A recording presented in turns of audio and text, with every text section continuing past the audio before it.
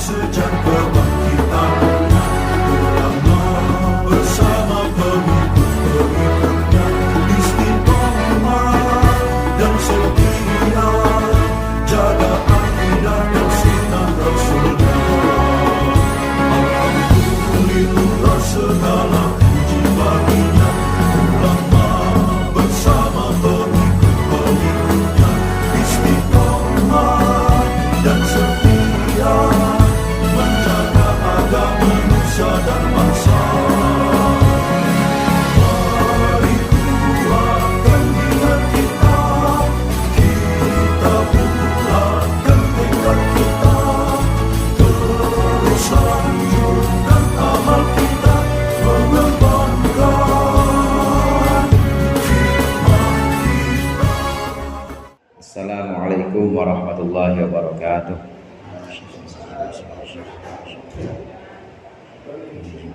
Kembali في هذا المجال إلى حضرتنا الفاتحة. أعوذ بالله من الشيطان الرجيم. بسم الله الرحمن الرحيم. الحمد لله رب العالمين الرحمن إياك نعبد وإياك نستعين اهدنا الصراط المستقيم صراط الذين أنعمت عليهم غير المغضوب عليهم ولا الضالين. Alhamdulillahil munfaridi bil azamati wal jalal al mutawahhidi bi istighfaqi nu'util kamal wassalatu wassalamu ala sayyidina Muhammadin al munqidhi minad dhalal wa ala alihi wa ashabihi alladhina khalasat lahumul a'mal wa saffat minhumul ahwal. Amma ba'd, fa inna ahsanal hadithi kitabullah wa khairal hadi hadi Muhammadin sallallahu alaihi wasallam wa syarrul umuri muhdatsatuha wa kullu muhdatsatin bid'ah wa kullu bid'atin dhalalah. Wa qala al-musannif rahimahullah wa nafa'ana bihi wa bi 'ulumihi fid dharain amin. Fa in qulta idza kana tawbihun nafsi wa dammuha yastalzimu daqiqata syirki fa kaifa tusna'u wallahu ta'ala qaddama an-nafsa wa amarna bi tawbihiha. Fa in qulta, dan apabila engkau berkata, idza kana tawbihun nafsi, jika ada mengecam nafsu, wa dammuha, dan juga mencela nafsu, yastalzimu daqiqata syirki, itu melazimkan, mengharuskan syirik yang halus. Fa kaifa tusna'u, maka bagaimana dibuat itu an-nafs. Wallahu ta'ala qaddama an-nafsa, dan sedangkan Allah Ta'ala itu telah mencela nafsu. Wa amarona bitaubihiha, dan Allah memerintahkan kita untuk mencela atau mengecam nafsu. Idza qassarat, ketika sembrono nafsu tadi. Wa wabbakhoha, dan juga mengecam nafsu, huwa, dia, idza kanat kadzalik, ketika ada. Mengecam nafsu siapa? Allah, ya huwa, dia Allah, idza kanat kadzalik, jika ada kadzalik seperti itu, ketika dia sembrono atau taksir. Fal jawabu, maka jawabnya annadammaha, bahwa sungguhnya mencela nafsu, lianna Allah Ta'ala, karena sungguhnya Allah Ta'ala amaraka bidammiha, Allah memerintahkanmu untuk mencela nafsu, min ghairi an tashhada laha qudratan, dengan tanpa engkau menyaksikan laha, bagi nafsu, qudratan, akan kemampuan, autudifa, atau engkau menyandarkan ilaiha, kepada nafsu, fi'lan, perbuatan, fala taroha, maka engkau tidak melihat nafsu, hiya, ya dia nafsu, al-fa'ilata, yang melakukan atau yang memperbuatnya. Ini masih membahas tentang syirik yang disebut dengan syirik halus. Ada 3 macam manusia, ada 3 macam golongan orang. Yang pertama, orang yang menganggap bahwa dia sudah mempersembahkan sesuatu dari dia untuk Allah.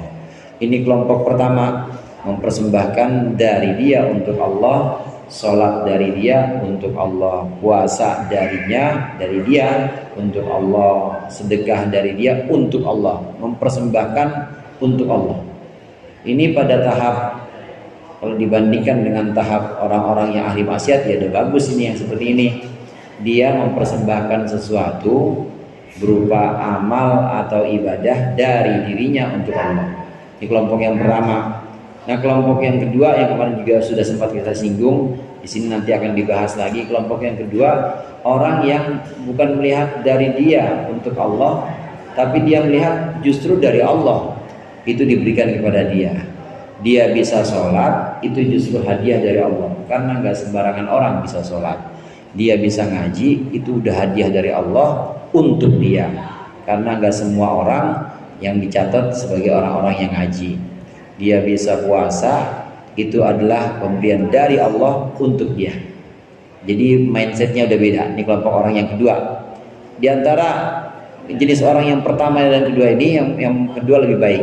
Tapi yang pertama ini, kelemahan mindset atau golongan yang pertama, yang selalu mempersembahkan semuanya dari dirinya untuk Allah, ini pasti dia menganggap bahwa ada nafsu dia, ada diri dia yang berbuat, dan perbuatannya itu masih sangat sembrono. Sholatnya masih, sholatku ya Allah masih kurang, puasaku masih puasa cuma puasa perut saja, sedekahku masih kurang. Terus memandang satu taksir itu satu keteledoran, satu kekurangan. Makanya kalau doa itu ada watam taksirona, maksudnya keteledoran kami, masih banyak kelemahan dalam diri kami. Ini kelompok orang yang pertama, memandang bahwa nafsu atau diri kami ini masih banyak kekurangan. Ini kemarin disebutkan golongan orang yang kelompok pertama ini, maka disebut orang yang sebenarnya secara zahir dia udah keluar dari kemusyrikan, nggak nyembah berhala, dia hanya nyembah Allah, orang dipersembahkan semua buat Allah, nggak nyembah berhala. Tapi secara halus dia itu masih syirik, dia masih musyrik. Kenapa? Karena dia masih menghadap bukan kepada Allah, tapi menghadap kepada dirinya. Nih saya bisa sholat, saya persembahkan sholat saya untuk Allah. Ini aku bisa puasa, aku persembahkan puasaku buat Allah. Jadi di situ ada aku dan ada Allah, dan aku itu ya paling nggak harus dikasih surga lah. Aku itu paling nggak harus selamat lah dari neraka. Walaupun lemah begini terus, walaupun lemah, walaupun banyak kekurangan-kekurangan dalam ibadahku. Nah, ini disebutkan masih dalam kemusyrikan, syirik, tapi syiriknya syirik halus. Karena di situ ada pengakuan aku bahwa aku sholat, aku persembahkan sholatku, sholat dariku untuk Allah, terimalah ya Allah. Masih syirik kecil atau masih syirik halus. Nah, kemudian ada pertanyaan di sini.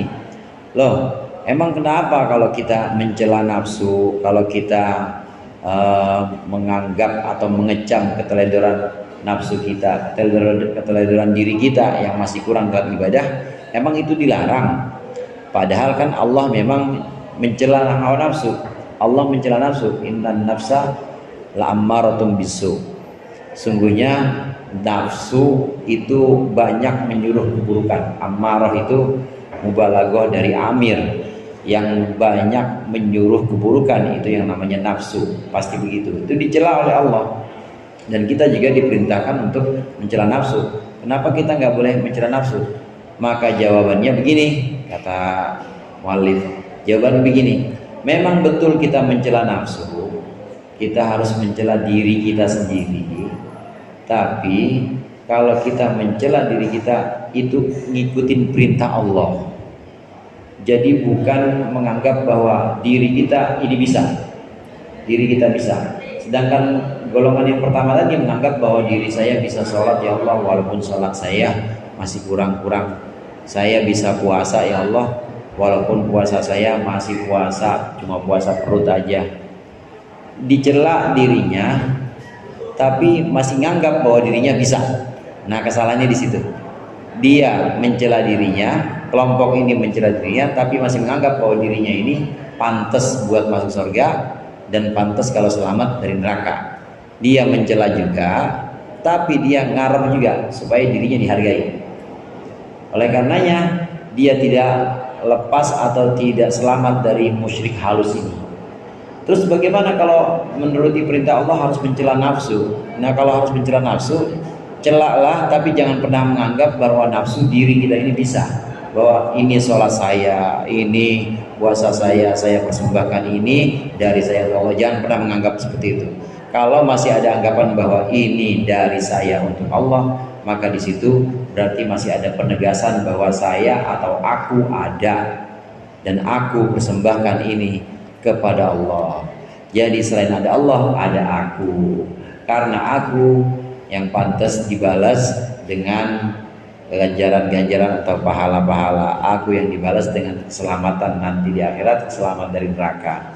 Karena ada aku di sini, ada pengakuan, klaim-klaim, maka dikatakan bahwa itu ada syirik kecil di situ. Jadi kalau mau mengecam, kalau mau mencela nafsu, mencela diri kita sendiri, maka lepas, benar-benar lepas. Artinya mencela diri benar-benar bahwa diri kita nggak bisa apa-apa. Caranya bagaimana? Ya udah dibalik, diubah mindsetnya bahwa ini bukan dari kita untuk Allah, bukan, tapi ini dari Allah justru mentakdirkan kita bisa ngaji walaupun ngajinya bolong-bolong. Mentakdirkan kita bisa sholat walaupun sholatnya belum khusyuk. Mentakdirkan kita untuk bisa puasa walaupun puasanya itu belum sempurna. Jadi mindsetnya yang diubah. Kalau sudah bisa berangkat dari mindset yang pertama, dari mindset bahwa ini dariku kepada Allah, diubah menjadi ini dari Allah untukku pemberian ini. Allah memberikan kesempatan, Allah membimbingku ngaji, membimbingku baca Quran, Allah membimbing aku untuk puasa. Kalau sudah mindsetnya dari Allah untuk kita, maka sudah bebas dari kemusyrikan. Kalau mau celaklah di situ hawa nafsu kita. Ya, artinya dicela di sini, dikecam hawa nafsu kita, udah nggak usah ngarapin apa-apa, nggak usah ngarapin pahala, nggak usah ngarapin yang lain juga, karena ini juga udah pahala atau udah hadiah dari Allah langsung. Walaupun nggak ada pahala ngaji, ditakdirkan bisa ngaji aja, itu udah hadiah langsung dari Allah. Walaupun nggak ada pahala sholat, ditakdirkan bisa sholat aja, itu udah hadiah atau pahala yang dibayar di muka. Walaupun nggak ada pahala sedekah, tapi ditakdirkan jadi orang yang bisa bersedekah aja, itu sudah pahala di awal. Saat sudah bisa berubah mindset ini, maka udah bebas dari syirik yang tadi disebut dengan syirik halus. Karena udah nggak ada aku. Di situ udah nggak ada aku yang merasa harus dibalas. Sudah tidak aku yang punya klaim bahwa saya berhak dapat surga, saya berhak untuk selamat dari neraka. Udah nggak ada aku itu. Ini kelompok jenis yang kedua. Jadi cara menghilangkan kemusyrikan halus tadi adalah dengan naik tingkat. Bagaimana naik tingkatnya? Ubah mindset kita, ubah paradigma kita, bukan dari aku untuk Allah, bukan, tapi dari Allah untuk aku. Semua yang baik-baik yang ada pada diriku, semua yang baik-baik yang berupa amal atau ibadah yang diridhoi Allah, itu adalah dari Allah untuk aku. Ini kelompok yang kedua. Jadi cara menghilangkannya dengan naik di pada mindset yang kedua. Nah, kemudian dilanjutkan di sini kelompok yang kedua itu bagaimana? Diulang lagi sedikit di sini, wa amal qismu tsani wa huwa alladhi yashhadu ma minallahi ilaihi. Adapun bagian yang kedua, wa huwa alladhi yashhadu, dia adalah kelompok yang menyaksikan, orang yang menyaksikan ma sesuatu minallahi ilaihi, dari Allah ilaihi kepada alladhi, orang yang menyaksikan sesuatu dari Allah untuknya, untuk orang tersebut. Fahuwa wa in kana khairan, maka kelompok yang kedua ini dia wa in kana khairan minal qismil awal, meskipun lebih bagus, lebih baik dibanding bagian pertama, lakinnahu ma salima, tetapi al-qismu tsani, bagian yang kedua ini tidaklah selamat, ma salima, tidak selamat dia min isbatin li nafsihi, dari penetapan isbat, penetapan li nafsihi untuk dirinya. Idra'a nafsahu muhdatan ilaiha, karena dia memandang dirinya muhdatan ilaiha, itu diberikan hadiah ilaiha kepada ya hidayah, ilaiha kepada hidayah, atau ilaiha kepada ibadah juga bisa. Hadayal haqi, dengan pemberian atau dengan hadiah-hadiah yang benar, hadiah-hadiah dari Allah yang benar. Falaula isbatahu, nah jika tidak ada isbatnya li nafsihi, akan dirinya sendiri, masyahida dzalika, maka dia tidak akan menyaksikan dzalika, akan dirinya itu. Fali ajli hadainil makna ini, maka karena dua pengertian ini, athara ahlullahi ta'ala, memenangkan siapa ahlullahi ta'ala, ahlullah, orang yang mengenal Allah, memenangkan al-qismat tsalitsa, akan kelompok atau bagian yang ketiga, wa huwa ayyakuna bi syuhudi ma minallah ilallah fafham, yaitu hendaklah seorang ada bi syuhudi ma, dengan menyaksikan sesuatu, minallahi ilallahi, dari Allah kepada Allah, fafham, maka pahamilah. Ini masih perkataan Syekh Ibnu Athaillah Sakandari dalam kitab lain, kitab Lataiful Minan. Fafham, maka fahamilah. Intaha kalamuhu rahimahullah ta'ala. Selesailah ucapan beliau, ucapan Syekh Ibnu Athaillah rahimahullah ta'ala. Kelompok yang kedua udah melihat bahwa ini pemberian dari Allah untukku, bisa ngaji dari Allah untukku, bisa sholat dari Allah untukku, bisa puasa dari Allah untukku. Ini semua pemberian dari Allah untukku. Ini udah bagus dibanding kelompok yang pertama yang selalu menganggap ini dariku untuk Allah. Tapi kelompok kedua ini kekurangannya, meskipun udah lebih baik dibanding kelompok yang pertama, di situ masih ada itsbat atau masih ada pengukuhan bahwa ada aku dari Allah untukku, ada aku, walaupun aku nggak mengharap apa-apa, ada pengukuhan dari Allah untukku. Artinya apa? Ya alhamdulillah aku diberikan hadiah-hadiah ini, ada pengukuhan aku di situ. Padahal dalam nafi isbat itu kalau sudah la ilaha illallah, ya berarti termasuk juga tidak ada diri kita kecuali Allah. Tidak ada la ilaha illallah, itu berarti udah nggak ada apapun kecuali Allah, termasuk juga nggak ada diri kita. Jadi bukan terus punya anggapan dari Allah untukku, bukan. Terus bagaimana? Dari Allah untuk Allah. Nah terus bagaimana? Jadi kita lewat doang. Dari ini yang namanya wayang. Lewat doang jadinya. Cuma jalanin lakon yang memang sedang dimainkan oleh dalangnya. Dari Allah untuk Allah. Ngaji dari Allah untuk Allah, bukan dari Allah untukku. Karena ini dari Allah, diberikan kesempatan untuk bisa ngaji. Kemudian untuk apa? Untuk Allah lagi.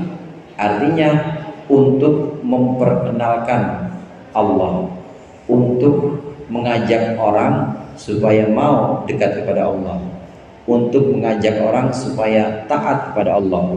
Jadi dari Allah untuk Allah. Sebagaimana wayang tadi, kita hanya menjalankan apa yang dijalankan, apa yang memang ditetapkan oleh Allah untuk kita jalankan, tapi tujuannya adalah untuk Allah. Semuanya untuk Allah.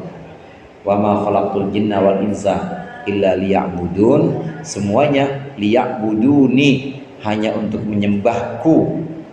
Berarti bukan dari Allah untukku, tapi dari Allah untuk siapa? Untuk Allah lagi balik.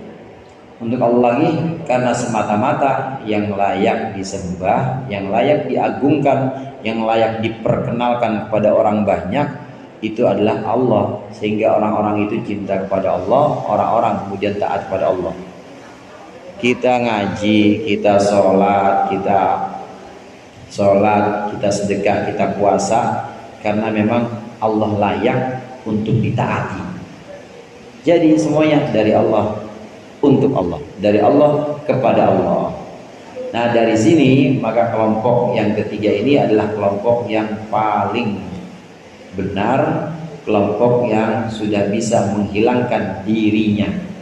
Kadang-kadang ini disebut sebagai fana, udah hilang dirinya, jadi dari Allah untuk Allah.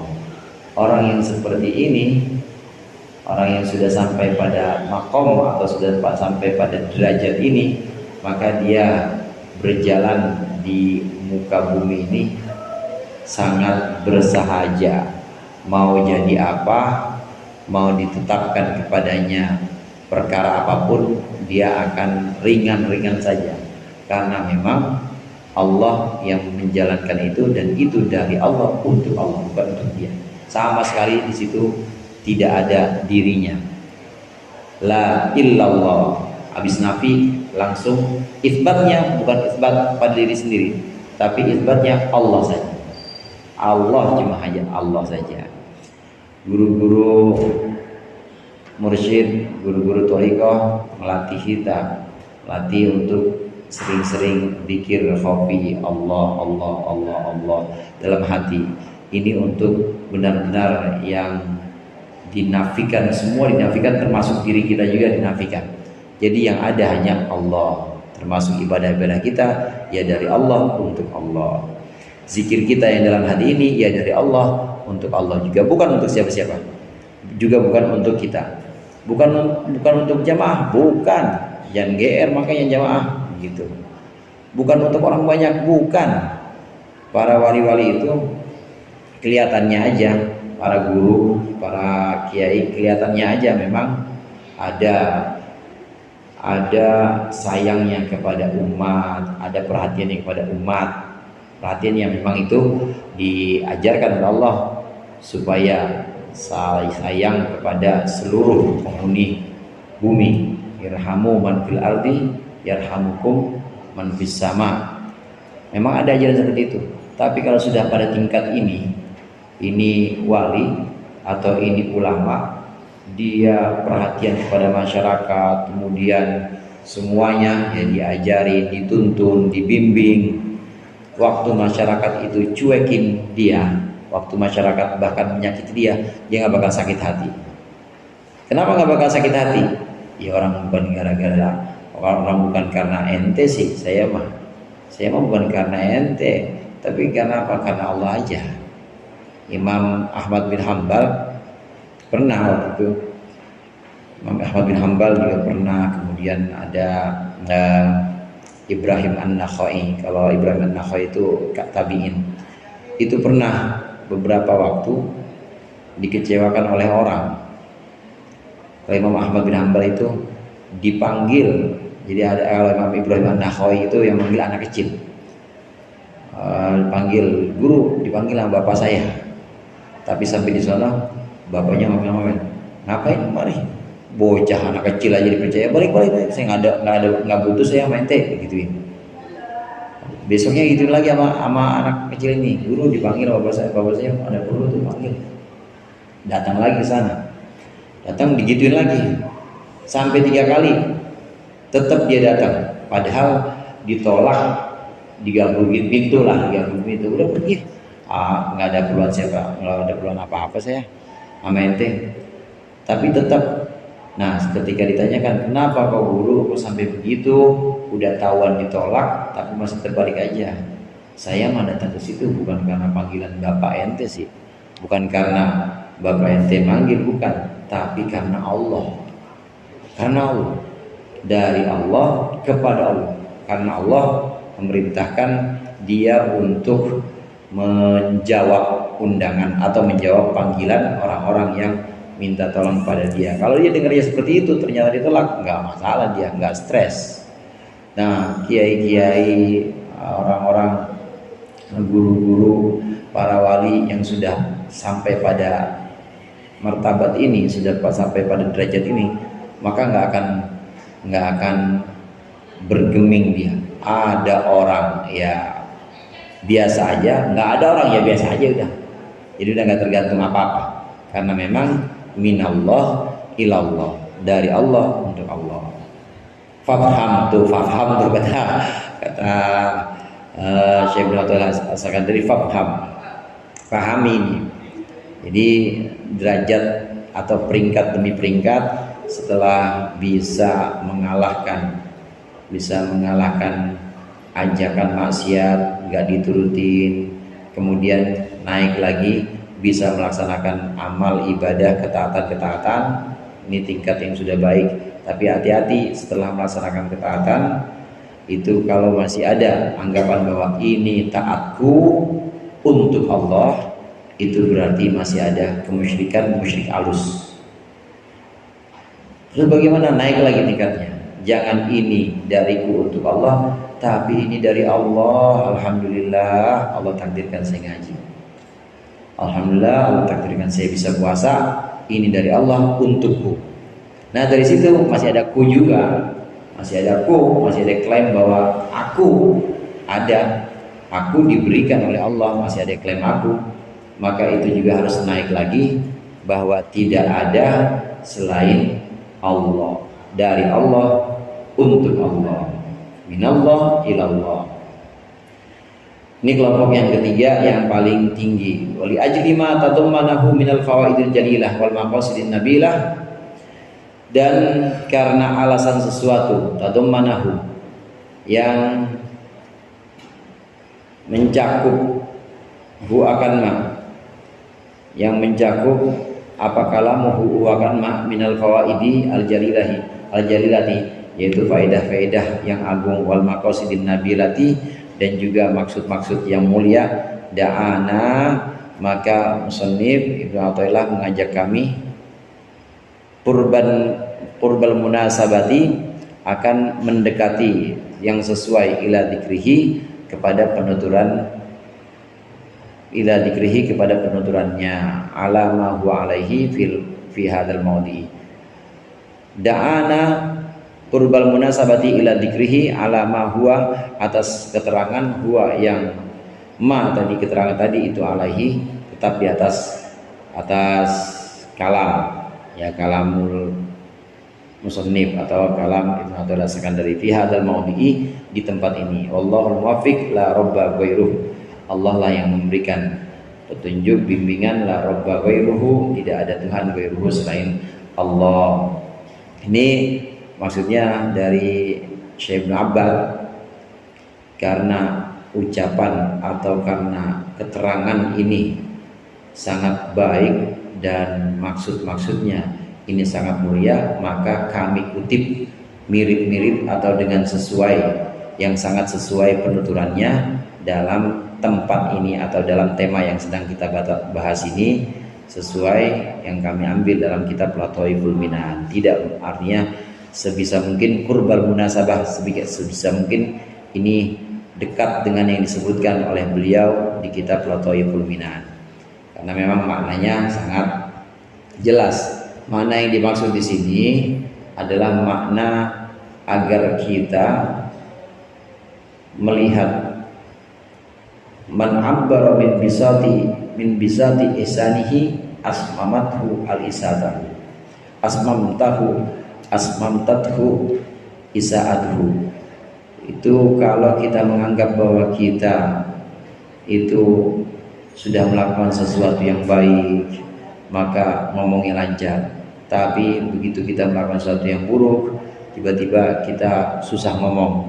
Nah itu berarti masih kelompok yang pertama, karena menganggap bahwa kita sedang baik, sedang taat, dan ada kalanya kita sedang kurang baik. Nah ini kelompok yang pertama, haruslah naik menjadi kelompok yang kedua, yang grade-nya, yang peringkatnya itu dari Allah, mindsetnya dari Allah kepada dia, minallah ilaih, minallah ilaih, kepada orang itu. Nah kemudian baru naik ke tingkat 3. Kenapa kami sebutkan di sini, kata Syarih, kenapa kami sebutkan di sini? Karena ini sangat sesuai dan sangat baik apabila dikaitkan dengan makalah yang sebelumnya. Tasbiqu anwarul hukama aqwalahum fahaitsu sharat tanwiru wa sharat ta'biru. Tasbiqu, mendahului apa anwar hukama, cahayanya orang-orang bijaksana, aqwalahum, akan perkataan mereka. Wahai itu salat tanwiru wa salat takbiru wa salat ta'biru, maka sekiranya jadi apa tanwiru, ini tanwir bersinar, at-tanwiru mencorong, wa salat ta'biru, maka akan sampailah apa ta'biru, ungkapan. Ada tanwir, ada takbir. Takbir ini ngomong nih begini, ngomongnya takbir namanya. Ada pelajaran dulu namanya takbir syafawi. Itu